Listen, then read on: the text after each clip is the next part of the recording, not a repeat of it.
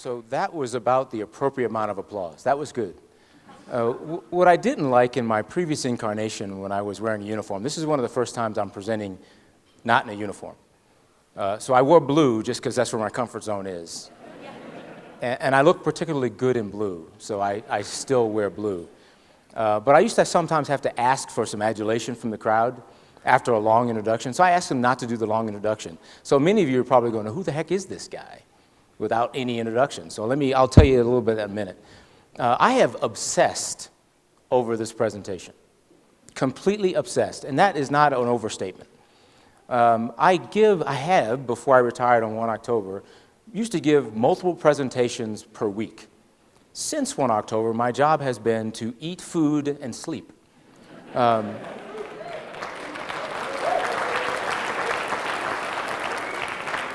So 36 years of a career earns you the right to eat food and sleep. But then you have to get back in clothing after that. And so I had to resurrect a PT program of some sort so I can fit into this suit today. But then they hung all this stuff on me. So these are not my hips, actually. So it's another story. What you're going to get from me this afternoon, is because I've obsessed, I've got some slides, but what I also did was wrote some notes down. Because there's more that I want to talk to you about than we have time to do. And what I've really decided is the important part is to get to the questions at the end. Because what you have to ask me is really many times more important than what I have to deliver. Now you go, why in the world would I talk about the questions right up front? Because there may be some aviators in the crowd, and they need time to think. So let me give you a little thumbnail of a couple things. And I have to get used to flipping my own slides again.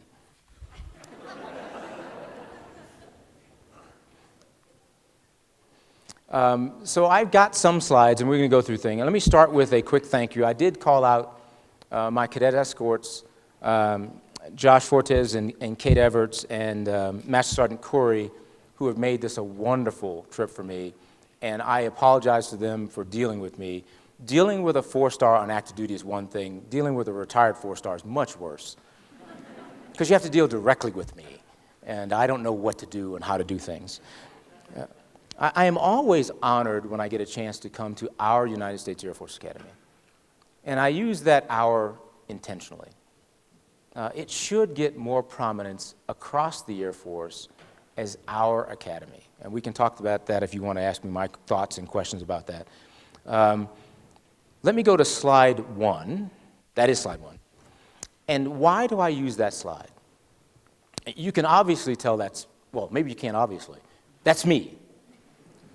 In the cockpit of a C-17. Back when I was a C-17 squadron commander and instructor pilot in the C-17.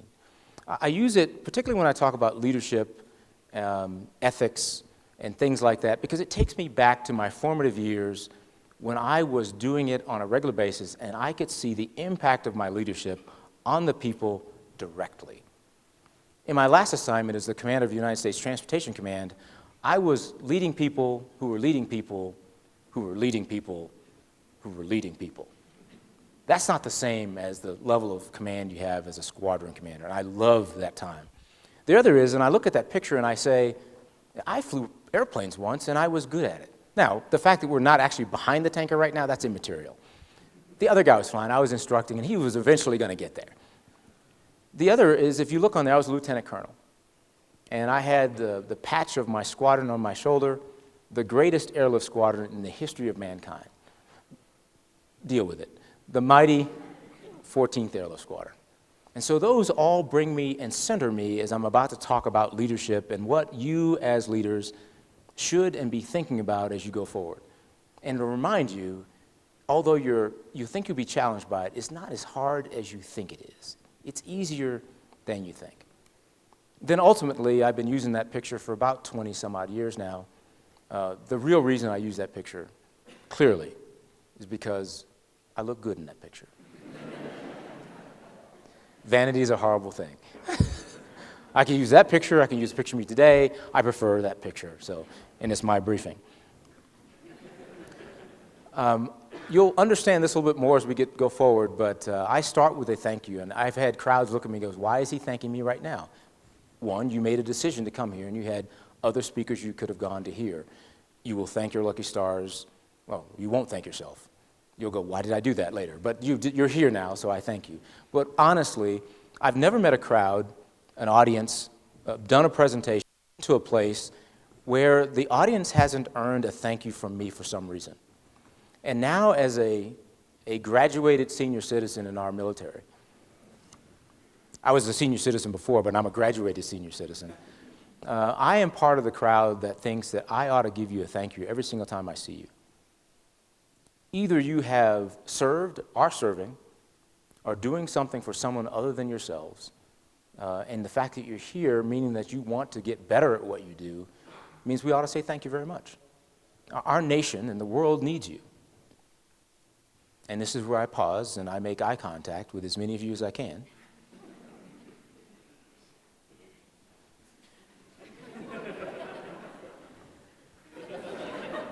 And I sincerely say thanks. I don't want to make too light of it because it is that important.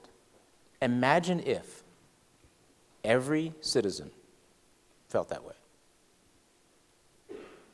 Imagine if. That's not the case, but you do. So thank you. Service, sacrifice, dedication, things bigger than you, that's important. This slide is to bring me into reality. You can look at me and you know for a fact that I wasn't born yesterday. I'm actually a 1960s vintage American. No, actually 1960, not 60s actually. 60 vintage, which you might have made the decade at some point, barely. And why is that important? Because all of us are value programmed at some point in our lives, and we carry experiences forward. Now, you can call them experiences, or you can call them baggage. And there's a difference between the two. I call mine experiences because they keep me grounded, they keep me informed, but they don't keep me shackled to my past. Baggage can sometimes shackle you to the past. I grew up in the time where it was the Cold War, and we had one enemy, Russia. Oh, excuse me, the USSR.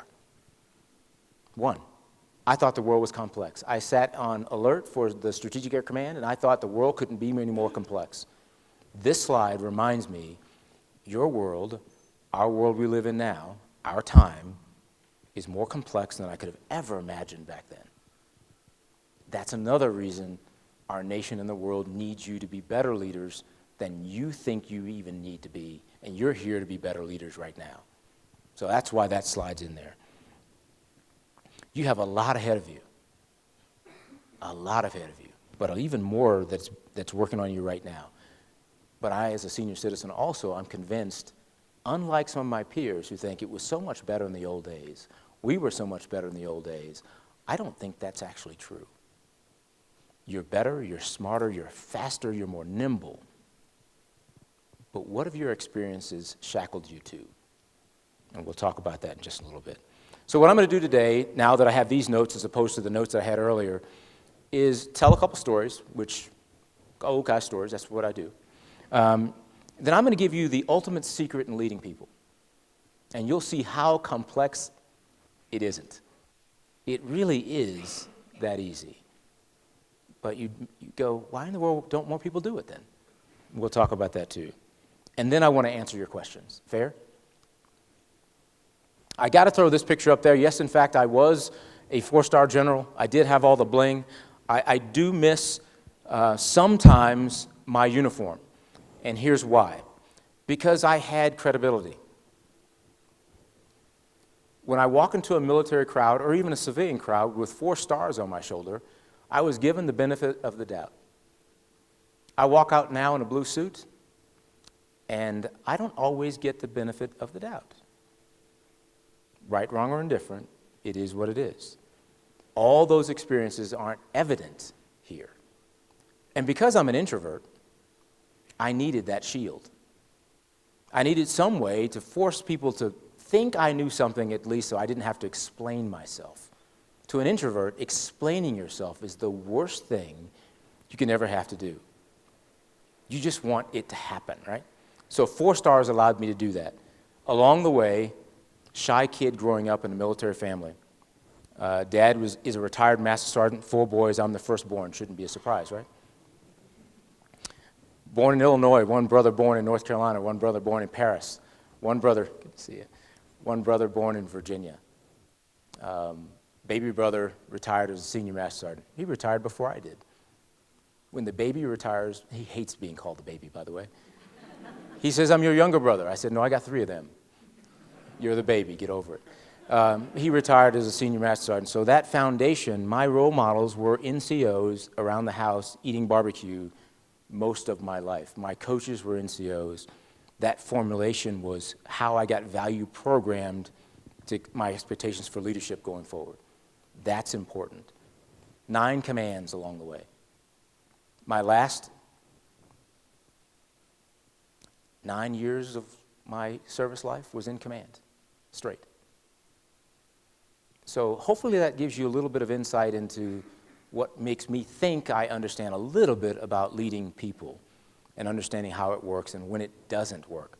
I'm as good at making it not work too, by the way, and we can talk about that. Let me begin with this quote. You gonna have a good dead guy quote?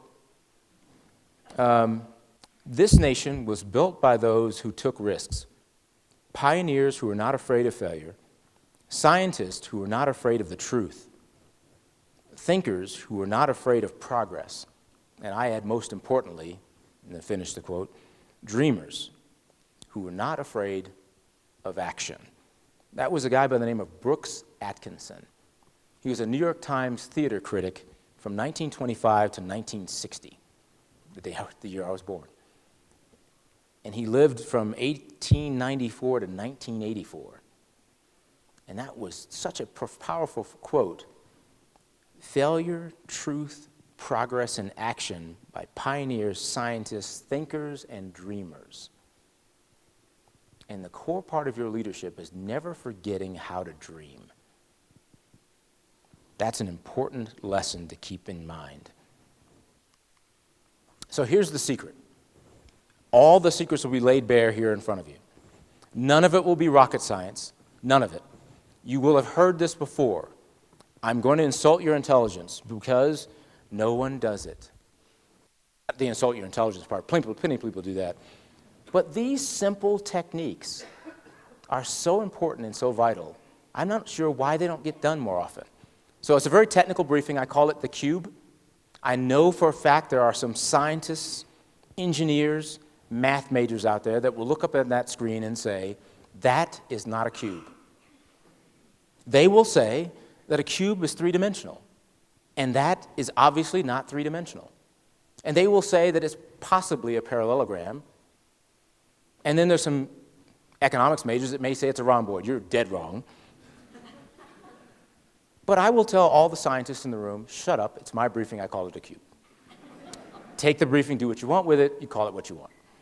In this cube, every single human being you know is represented somewhere in here. Either your family dynamic, your room dynamic, your team, your group, your company, anything fits here. The one disclaimer, do not try this on your spouse or significant other. You're on your own if you try it on your spouse or significant other. However, once exposed to it, you and your spouse will have a language to talk about some folks. That'll be quite interesting. I'm going to quickly go through this because I want to get to your questions. High performance and high potential, you see the scale. Everybody seems to know who these people are, and they think they know how to treat them as leaders.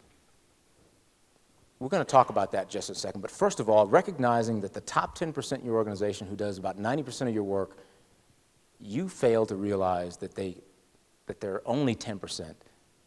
If you look at all the fitness reports across the military, about 90% of the people fit in this top 10%.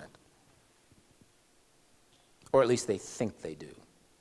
Therefore, your problem exists when you try to give them a grade less than top 10%, because you haven't told them otherwise, and they believe the crap you sell them. The other part, has anybody heard of the bell-shaped curve?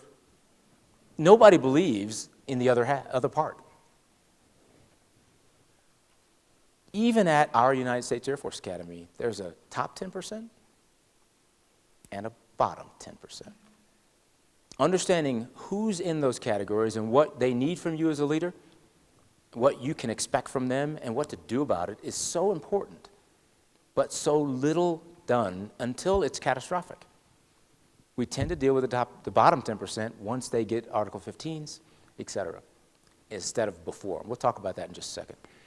The biggest part of this cube is the next 2 blocks. And I'm going to explain it. Anybody understand who the high performers with low potential might be and what I might call those folks? Hard work. Oh, who said that? Hard workers. I'm going to call them something else, but that's exactly who they are. If you run a business and you've set a goal of making 100 widgets per day, how many widgets per day will they make? 100. Will they do 98? No. They'll make 100. Will they make 105? No. They'll make 100. You told them 100, and you're going to get 100. So goal setting is important for you as the leader with these solid citizens, because they're not going to innovate necessarily and get you 105. However, if you need them to get to 105 or 110, sustain that for a period of time, they'll do it for you if you know how to treat them as a leader. They'll give you more than you ever expected, and we'll talk about that in a second. How about that other quadrant? High potential, low performance. Any idea? Slacker? Okay, we'll go with that for a second. Why you say slacker? You can have slackers in actually in all the categories, but that's interesting because many people think that's the case, and I'll give you this. Brand new squadron commander could be called a slacker or a learner. Brand new 4-star could be called a slacker or a learner. When you take on the mantle of responsibility in a new role, you're not as good on day 1 as you'll be on day last, hopefully. So you've got some learning to do, some growing to do, and we'll talk about that. So why is it important to understand these people as a leader? And how do you get better performance out of these people unless you understand who they are and how they contribute to you? That's the key. It's about performance. It's not about some warm and fuzzy thing. It's about performance. So the reason I bring this up, and let me tell you a quick story. When I was a second commander at an Air Force base called Pope, back when Pope was an Air Force base. Second time wing commander, I show up and there was an operational exercise going to be scheduled 2 days after the change of command. I probably should have canceled that exercise. I was arrogant and I said, well, I didn't know anybody on the base. I just got checked out in the airplane. I didn't know the key leaders. 2 days after the change of command, I should have canceled it. But I was arrogant. I was second time wing commander. I got this. So we go in there and I'm under attack, just like the entire base. And in the crisis action team, we're under attack, underneath the tables, in full mop gear. Anybody understand mop gear? And what walks past me is the nicest pair of black leather, spit-shined flight boots that I've ever seen in my entire life, other than my own. And those of you in fuzzy boots don't even know what I'm talking about.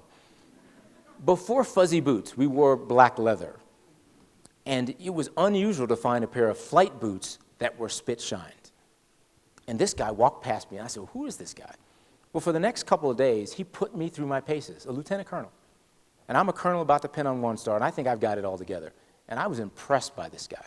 So I checked out his record afterwards, and I found out that he was, in fact, a solid citizen by position, but had a lot more potential. A few weeks later, I had a reason to fire the mission support group deputy, and I placed him in that job. He couldn't even spell mission support group when I put him in that job. But less than 3 months later, he was the best deputy group commander on the base. He wasn't there because he couldn't perform. He was performing well in the job he was in, that he was needed to perform in, but given an opportunity, he moved.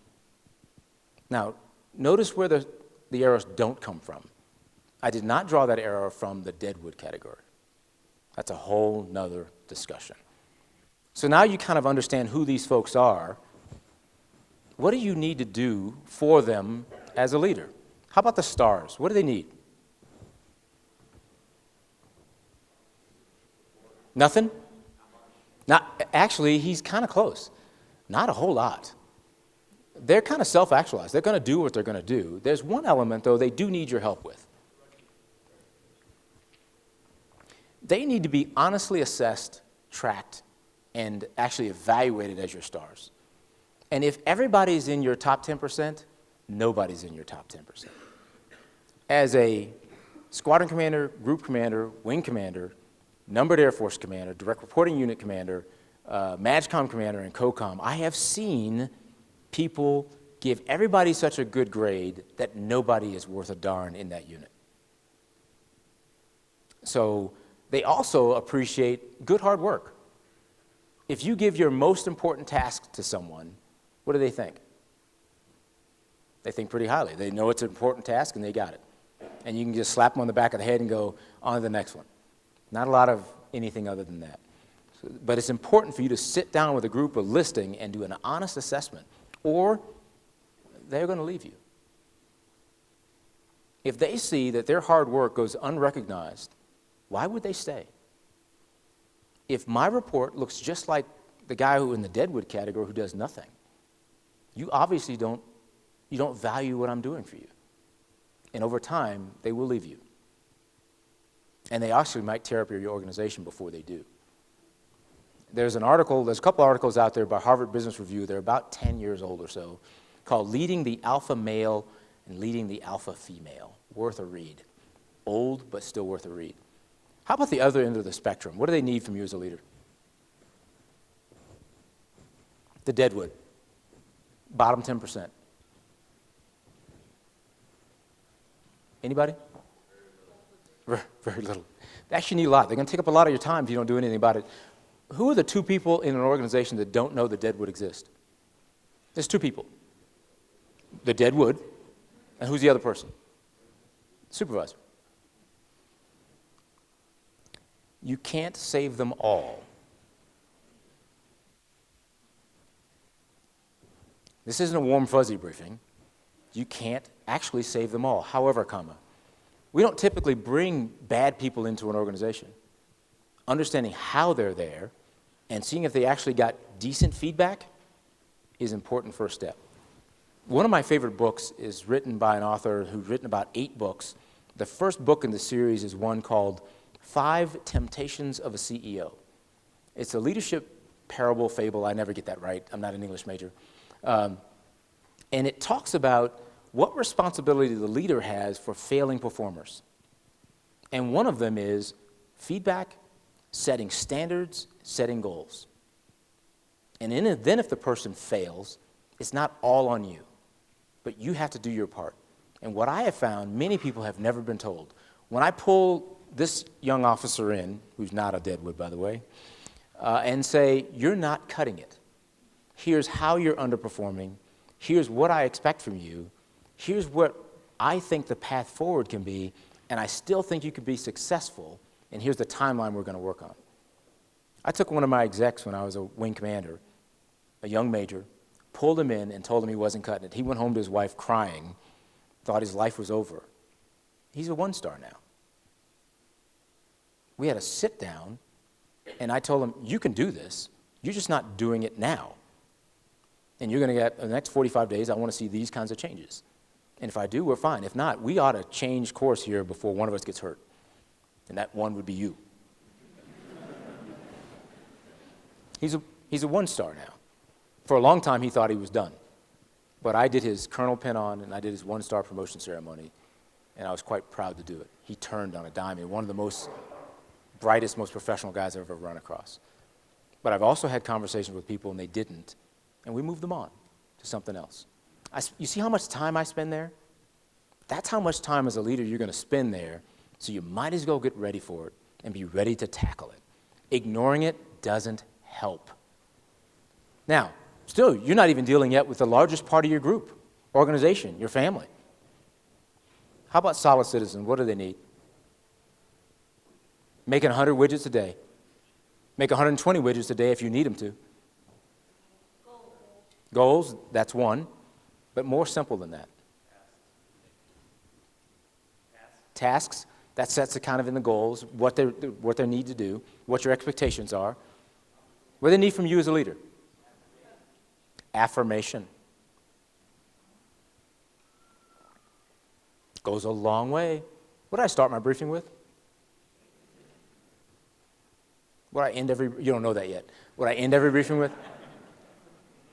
I never wanted to take an opportunity to get in front of people that I commanded or led or worked with without leading with and following with a thank you. It's in every slide deck I have for 20 plus years. Every single one has a thank you in the beginning and a thank you in the end.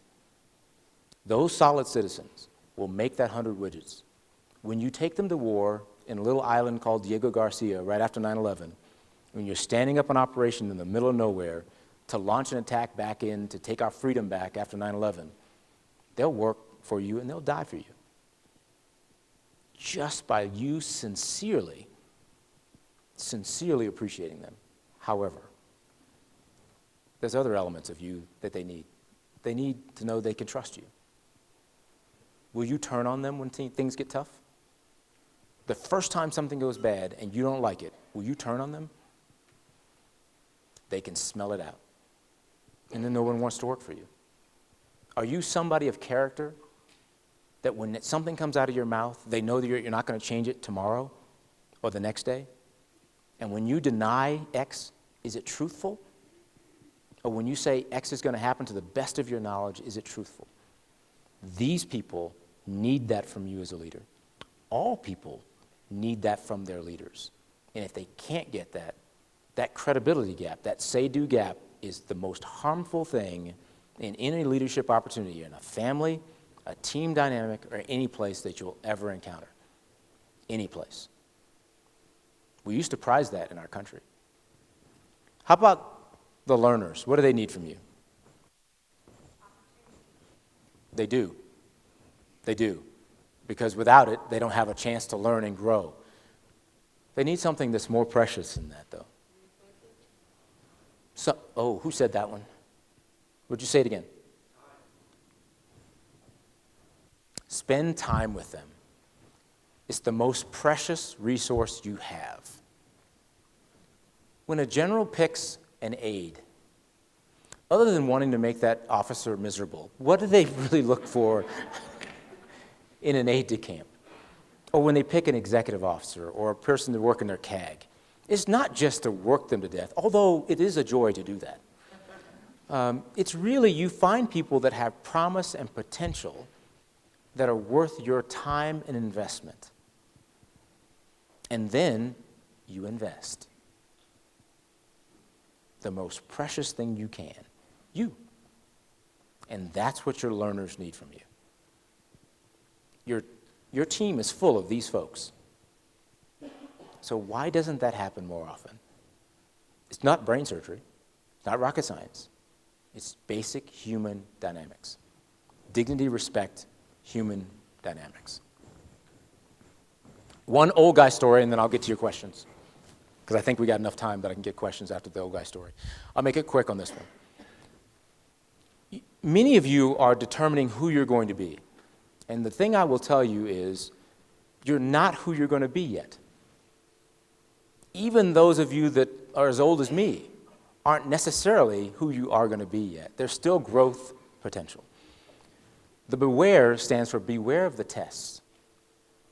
You don't know when life's going to throw you a test. Test of your integrity, test of your health, a test of your capabilities, and are you ready and prepared for that test? Most people, I will tell you, are not. One of my very first tests came as a second lieutenant pilot, Loring Air Force Base, Maine, in the middle of the wintertime, going to go fly my first sortie in the KC-135 A model. That's how old I am. And I was told to sit in the jump seat and watch this experienced crew fly. That's all I was supposed to do. I had a boxed lunch, but I wasn't satisfied with just eating a lunch for 7.5 hours. So I went to base ops and got a chart and drew the route of flight so that I could at least follow along and ask intelligent questions. I went and got some approach plates and studied the approaches they might fly when they came back so I could follow along and ask intelligent questions. I'd been through training, but it had been a few months, so I went back and I read Section 2 of the -1, which is normal procedures. I read Section 3 of the -1, which is emergency procedures. And I read Section 7, one that I hadn't dusted off in a while because I went to pilot training in Arizona. This one was called cold weather procedures. I thought it was important to read those. The fact that I read those made me capable of at least absorbing the material they were presenting me and asking decent questions when it was appropriate. So I go out on the sortie. They fly 7.5 hours. 5 hours into the sortie, one of them puts me in the seat for an instrument approach. In Section 2 of the KC-135 A Model -1, it says, the pilot about to fly the approach will brief the crew on the following things verbatim prior to commencing the approach. Just read it last night. So I was able to go right through it. The time they put me in the seat, all I had time to do was my briefing, adjust the seat, strap in, and start configuring. It was a bit of a rush. Second lieutenant was a little bit behind the airplane. I turned, configured, captured the approach, flew it down to a touch-and-go landing. Off we went. They kicked me out of the seat. They flew another hour and a half or so without me getting in. When we got back to the squadron, the first question the crew was asked was, how'd the new guy do? They went, was it the best landing I've ever done in my life? No, wasn't bad. But I got that decent grade on that first sortie. If the second sortie I'd gone out and had a bad day, I might have been given the benefit of the doubt. But the second sortie was pretty good too. And so was the third sortie. And so I gained a reputation that was hard to shake. This kid knows what he's doing.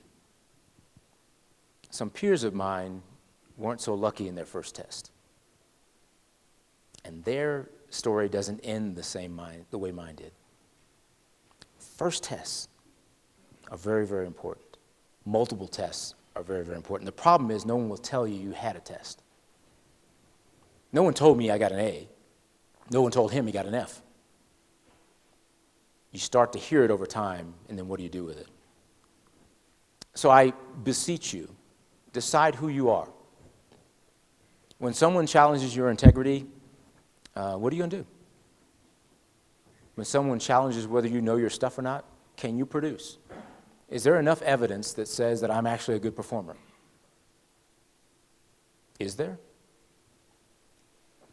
I will tell you, people came to me and asked me to cheat on tests early on in my career. People came to me and said, can you fudge my fitness score early on in my career? And I said, no. I'm not trying to paint myself as a saint by far, but what I did know that was important to me was my integrity. And then they don't ask a third time. They find somebody else. You have to be true to who you are. So decide who you're going to be, and then the third part is the hardest part, is being it. When I started out, like all lieutenants, I was on fire, right? Gangbusters. Year 2, still on fire. Year 3, decade 1, decade 2, decade 3, decade 4. It gets a little harder to get up at 4:30 in the morning so that you can pass a PT test. I'm very, very proud that certain things that I made true to me, I remained true for 36 years. So what are those things that are important to you? And have you decided what they are? And can you be true to them when they're inconvenient, when you don't feel like it, when people are putting pressure on you to be something else? Because most of your friends want you to bring your level of performance down a notch so they don't have to bring theirs up. Be careful of who you call your friends. And then this last story, I won't tell the whole story, and this is, if you have a job description, and you all will at some point, never apologize for doing it, never ask permission for doing it. Be bold, and do what your people need you to do. People look around and say, who's going to do X? You are. Who's going to make the country better? You are. Who's going to stop the fracturing? You are. One human interaction at a time. You can't take on the world, but you can take on your portion of the world.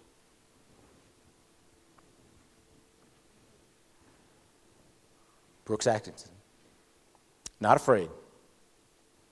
Not afraid. Not afraid. Dream. I used to have a 3-question rule when I was a commander and I could order people around. I'm in a blue suit now, so I really don't have a rule other than I'm willing to take your questions, and you can ask me anything that you're willing to ask a 4-star retired with no filter. If you're bold enough to ask it, I will try to find the courage to answer it, and I will be truthful with my answer to the best of my ability. Yes, sir. My question is, what if life throws you a test one day and you absolutely fail it? How can you balance that? The question was, if life throws you a test and you absolutely fail it, how can you bounce back? You ever fail a test in your life? Academic test? You probably haven't, but I have. Life can grade on a curve as well, and every test failure is not the end of life. There are people that believe that a failure is the end. I've challenged all the people who've ever worked for me to be bold and not worry about making mistakes. Now, don't violate the law. That's different. That's different. You don't mistreat people. That's different. A mistake of you tried something the best of your ability and it didn't work out, that's not catastrophic. Have you ever heard of this term about defensive backs in the NFL? They get torched for a touchdown. They got to come back and play the next play. They just can't throw their hands up and quit. So every mistake that I've made, I have said the following. I've owned up to my mistake. I never say it will never happen again. I say I will try not to do that one again. I learned from that one. I also try to learn from other people's mistakes. I'm a big reader. As a squadron commander, I read not only the previous inspection reports from my squadron, I read it from my peer squadrons, and I read it for at least 1 or 2 squadrons of people that were not like mine. What I learned later in life is mistakes are the same, regardless if you're an F-16 squadron, a cyber squadron, or an FSS squadron. They all make the same mistakes. You can learn from other people's mistakes. If you are not willing, if you make a mistake that's already been documented, I probably shouldn't say this anymore, but I used to say it, and I might as well keep saying it. I say, you're an idiot. You're not trying hard enough. At least be innovative enough to make your own mistakes. Don't be so bland that you have to make one that someone else already made. I make new, crazy mistakes. Thanks. Yes?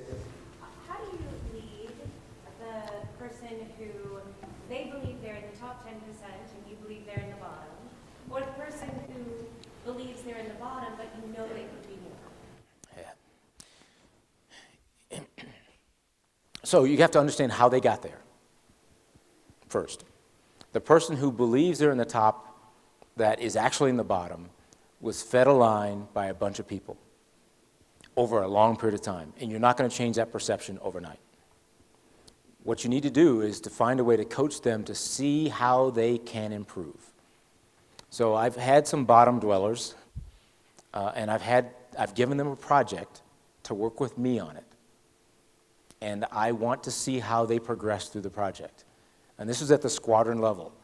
And as you coach them, they can see that your coaching actually is beneficial, and they didn't have all the good ideas on their own.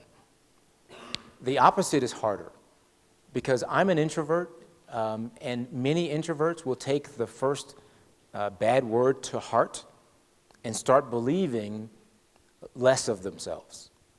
A lot of you extroverts, you say one good thing, and it overcomes about 1,000 bad for them. So it just takes time and communication, and it can be done. It takes time. It's worth it, though. About had enough? Yes, ma'am. How do you lead, as a leader, a team or an organization that's very high-performing, that already is a star, and not have them rest on their laurels? And how do you make them go even further and or change to adapt to what's coming next? Oh, you're awesome. That was my last organization. I've had the privilege of leading several of those, and one of the ways you do it is you remind them when you tell yourself you're good, that's different than having your peers or customers say you're good. And I say, show me the evidence. U.S. Transportation Command had been in existence for 28 years before I got there, and had been a very successful organization. I said, prove it to me. And I said, I want to hear and see the evidence coming from the people we support, the other COCOMs, and that was a goal. That was a charge. And then they lit up, and these are high performers. They tried, well, how do I get UCOM to say that we're any good? CENTCOM to pay any attention to what anybody else does. Sorry, that came out. Joe Votel's a good friend of mine. I tease him about that all the time.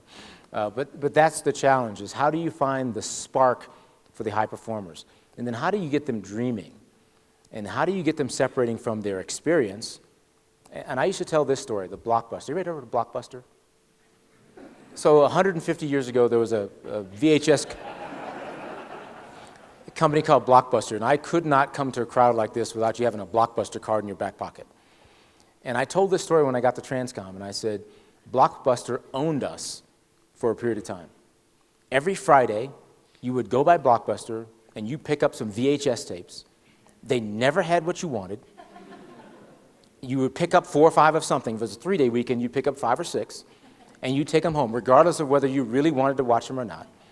And then they would charge you for rewinding or late fees. They made most of their money on rewinding and late fees, and we allowed that to persist. And then one day, this company called Netflix appeared, went to Blockbuster and said, hey, why don't you let us handle your distribution when you start sending it out to people's homes? And Blockbuster went, we don't need you, Netflix. As a matter of fact, Blockbuster could have bought Netflix for pennies on a dollar. Netflix saw not only that distribution was important, but ultimately streaming and now content. And I told that story, and I said, we don't want to be Blockbustered. We're good now, but how do we stay good in the future? And he's standing here, which means one more question? Okay, all right. Or 3. So this is hard. The last question, people think the mob will take you down. I'll protect you. All right. You're it, man. So once you called CSOA, are there any Air Force cultural challenges you've had to overcome in your time? Absolutely not. It's been very, very easy.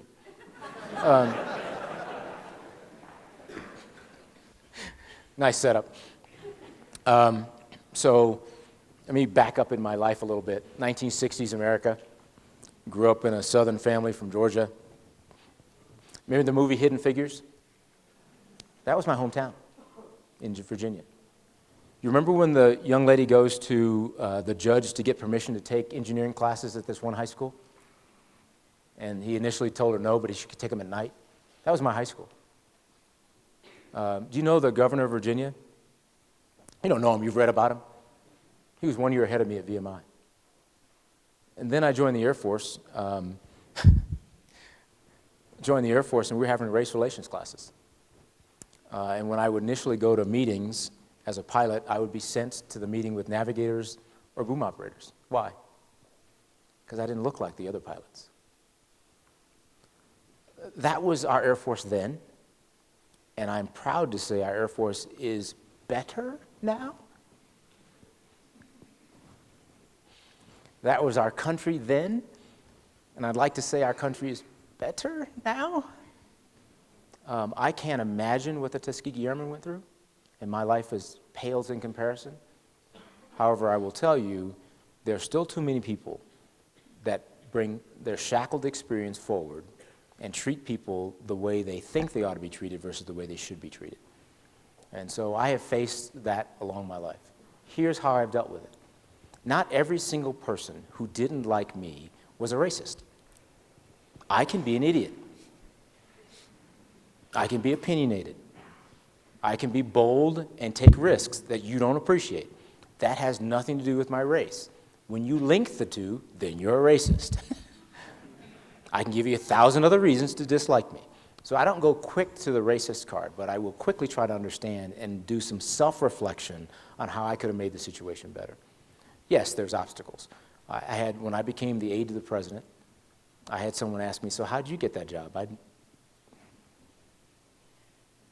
then I had someone say, oh, they must have needed a black person. There actually was a Filipino and an African American already in the job. They didn't need a black person, but it was easy for the people who didn't get selected to say that. So how do you keep those experiences uplifting you and not tearing you down? I became a champion of diversity, and not just of race, gender, ethnicity, but also underrepresented career fields.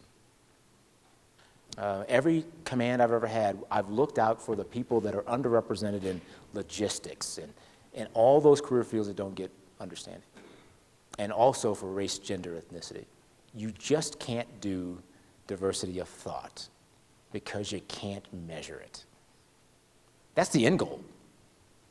But I would recommend you look at some other diversity metrics. But I have nothing in my storytelling that comes close to what the Tuskegee Airmen said, and they can still be as proud of America as they are, so can I, and I am. So I get my big wrap up now? So down front are some people who've worked for me before, who've actually been the people who've actually built the words that I'm saying to you right now. And so they can tell you every word that I've missed and every word that I haven't said. And they also know that right now I would typically blame them for the wrap-up, because I would always challenge them to give me a big, nice wrap-up at the end, right, guys? And I would look at these cards and go, it's not here. I don't see it. So I wrote my own today. My big wrap-up. Here we go. First, thank you very much for being here and listening to me and not throwing things at me. I appreciate you. This is, somebody asked me in the last session, what's my favorite Seuss quote? This is it. And then I will end with this. In the thank you, I absolutely admire you, most of you because 150 years ago I was you. The rest of you because you're still doing it. And I admire that. Now what will you do with your experience?